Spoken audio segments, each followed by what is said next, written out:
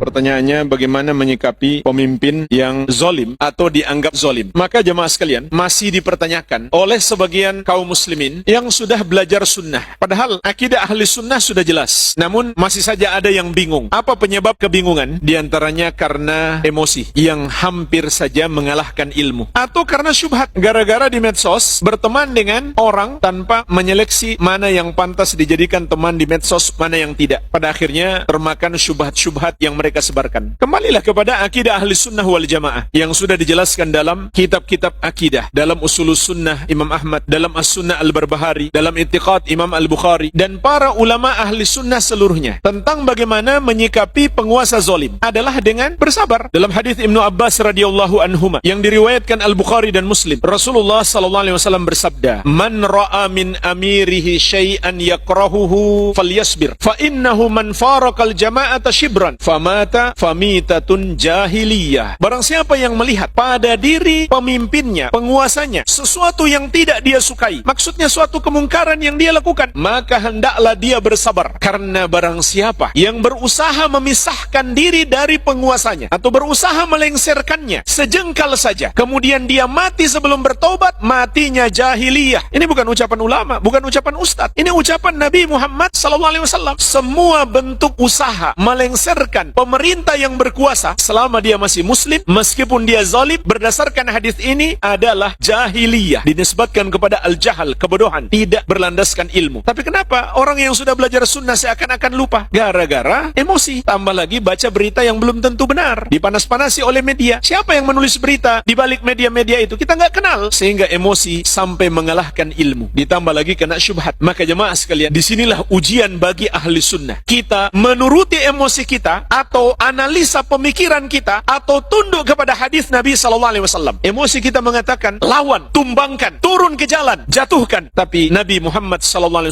melarang kita melakukannya. Sejengkal saja nggak boleh. Kalau sampai turun ke jalan, itu mungkin sudah 1000 jengkal. Sejengkal saja nggak boleh. Kita berusaha menentang pemerintah atau menggoyang kekuasaannya. Juga diriwayatkan Al-Bukhari dan Muslim dari sahabat yang mulia Ubadah bin As-Samit radhiyallahu taala anhu. Beliau mengatakan, "Bay'ana Rasulullah sallallahu alaihi wasallam ala sam'i wa ta'ah fi manshatina wa makrahina wa usrina wa yusrina wa atharatin alaina wa alla nunazi al-amra ahlahu." Rasulullah sallallahu alaihi wasallam membaiat kami, artinya mengambil janji untuk kami selalu tunduk dan patuh kepada pemerintah. Fi manshatina wa makrahina, dalam keadaan sukarela atau terpaksa. Wa usrina wa yusrina, dalam keadaan sempit maupun lapang. Wa atharatin alaina, dan dalam keadaan pemerintah tidak menunaikan hak-hak kami. Kalau bahasa kita sekarang, pemerintahnya korup. Wa alla nunazi al-amra ahlahu, dan kami tidak boleh merampas kepemimpinan itu dari pemiliknya. Lihat, hadis ini sangat bertentangan dengan emosi masyarakat terhadap pemerintah yang zalim. Maka ini ujian bagi kita. Menuruti emosi kita kah? Mengikuti para provokator? Ataukah tunduk kepada hadis Nabi sallallahu alaihi wa ala alihi wasallam? Dan beliau mengingatkan kita, tatkala menghadapi penguasa zalim, fasbiru hatta talqauni alal haud. Bersabarlah kalian sampai kalian berjumpa denganku di telaga. Jadi sampai kapan sabarnya? Sampai akhir hayat. Karena sabar itu ibadah. Agar kita bisa berjumpa dengan Nabi sallallahu alaihi wasallam di telaga. Memang ada hadis sahih juga, penguasa zalim dan pendukungnya tidak akan berjumpa dengan Nabi sallallahu alaihi wasallam di telaga. Dan sebaliknya, yang tidak sabar menghadapi penguasa zalim juga tidak akan berjumpa dengan beliau di telaga. Dua-duanya kena ancaman. Artinya, dua-duanya tidak boleh didukung. Oleh karena itu, bersabar bukan bermakna mendukung kezaliman. Tapi orang-orang bodoh mengatakan, kalau kalian cuma bilang sabar, berarti kalian mendukung kezaliman. Tidak, itu tidak sama. Tidak pula boleh membenarkan yang salah atau yang dusta. Tetapi jemaah sekalian, ada cara yang benar dalam mengingkari atau menasihati kesalahan pemerintah. Tidak boleh dilakukan secara terang-terangan di medsos, di YouTube, apalagi turun ke jalan, menambah mudarat-mudarat yang lain, bikin macet jalan, dan berpotensi memunculkan pertumpahan darah. Ini mudaratnya sangat besar. Maka Rasulullah SAW telah memberikan tuntunan kepada kita. Beliau bersabda, "Man arada an yansaha lidhi sultan, fala yubdihi alaniyatan, walakin liya'khudh biyadihi falyakhlu bihi, wa in qabila minhu fadhak, wa illa qad adda alladhi alaih." Barang siapa yang ingin menasihati penguasa, janganlah dia tampakkan terang-terangan. Akan tetapi dia pegang tangannya, kemudian menyepi, lalu dia sampaikan. Kalau diterima, itulah yang diharapkan. Kalau tidak, maka dia sudah melakukan tugasnya. Artinya, jangan lagi dia keluar-keluar di medsos. Jadi, pertama sabar. Yang kedua, menasehati dengan cara yang baik. Bukan dengan cara terang-terangan terang-terangan. Bahkan jemaah sekalian, bentuk menasihati terang-terangan dengan cara mengumbar aib pemerintah, itu pun sudah masuk dalam kategori pemberontakan. Dan pemberontakan, sepakat seluruh ulama ahli sunnah, diharamkan di dalam Islam kepada penguasa yang zalim. Kalau penguasanya baik, maka ahlu sunnah dan golongan-golongan sesat sepakat dia penguasa yang harus didukung, tidak boleh dilengsarkan. Tapi ketika penguasa itu zalim, disinilah perbedaan ahlu sunnah dengan golongan-golongan yang menyimpang. Maka ahlu sunnah tetap tunduk dan patuh, tidak berusaha melengsarkannya, karena banyaknya hadis yang melarang. Sehingga Imam Nawawi rahimahullah telah menukil ijma' dalam syarah Muslim. Beliau berkata, ajma'a ahlu sunnah annahu la yan'azilu sultan bil fisqi. Ahlu sunnah sepakat, tidak boleh seorang penguasa muslim dilengsarkan karena kefasikan. Maksudnya karena dosa-dosa besar, artinya selama dia masih muslim, dia tidak boleh dilengsarkan. Maka cara menasihatinya harus dengan cara yang baik, bukan dengan cara-cara yang dapat memprovokasi masyarakat, apalagi sampai turun ke jalan. Maka ini mudaratnya sangat besar. Jadi termasuk kebodohan juga orang yang memahami larangan melakukan pemberontakan, atau larangan berusaha melengsarkan pemerintah, atau larangan menjelek-jelekkan pemerintah di depan khalayak, itu berarti mendukung kezaliman pemerintah. Tidak, itu pemahaman yang sangat pendek. Lalu karena apa? Untuk menghindarkan kita dari mudarat yang lebih besar. Jadi ini hikmahnya, agar tidak terjadi mudarat yang lebih besar. Apa mudarat yang lebih besar? Sangat banyak. Di antaranya, hilangnya nikmat aman, dan mungkin terjadi korban jiwa. Andai hilang satu nyawa, itu sudah mudarat yang sangat besar. Bagaimana lagi kalau hilang banyak nyawa? Jadi ini hikmahnya. Mengapa Nabi SAW sampai ulama ahli sunnah sepakat tidak boleh menentang penguasa yang zalim, untuk menjaga kita agar tidak muncul mudarat yang lebih besar. Tapi bukan berarti kita diam saja, tidak. Kita berusaha menasihati tapi dengan cara yang baik. Apalagi yang bisa kita lakukan untuk menghadapi pemerintah yang zalim? Yang bisa kita lakukan lainnya adalah ngaca, sadar diri. Bisa jadi penguasa zalim itu adalah hukuman Allah karena kita orang-orang zalim. Sebagaimana Allah ingatkan dalam surat Al-An'am ayat 129. Wa kadzalika nuwalli ba'dadh-dhalimina ba'dhan bima kanu yaksibun. Demikianlah kami jadikan sebagian orang zalim itu pemimpin atas orang-orang zalim yang lainnya karena dosa-dosa mereka. Makanya di masa tabi'in, orang-orang datang minta fatwa kepada Imam Al-Hasan Al-Basri untuk memerangi Al-Hajjaj. Kalau kita baca jemaah sekalian sejarah Al-Hajjaj, maka penguasa-penguasa yang hari ini banyak diberitakan kezalimannya, mungkin tidak ada apa-apanya dibandingkan kezaliman Al-Hajjaj. Dia membunuh para ulama, bahkan membunuh para sahabat Nabi SAW. Tapi ketika orang-orang minta fatwa untuk memerangi Al-Hajjaj kepada Imam Al-Hasan Al-Basri, kata beliau, Al-Hajjaj itu azab Allah kepada kalian. Nggak mungkin kalian hadapi dengan kekuatan kalian. Kalau begitu hadapi dengan apa? Dengan bertobat kepada Allah Subhanahu wa taala. Azab Allah tidak mungkin dihadapi dengan kekuatan kita, tapi dengan bertobat kepada Allah Subhanahu wa taala. Begitu pula jemaah sekalian, Rasulullah SAW mengajarkan kita dalam menghadapi penguasa yang zalim dengan berdoa. Dalam hadis Ibnu Mas'ud radhiyallahu anhu, diriwayatkan Al-Bukhari dan Muslim, Nabi SAW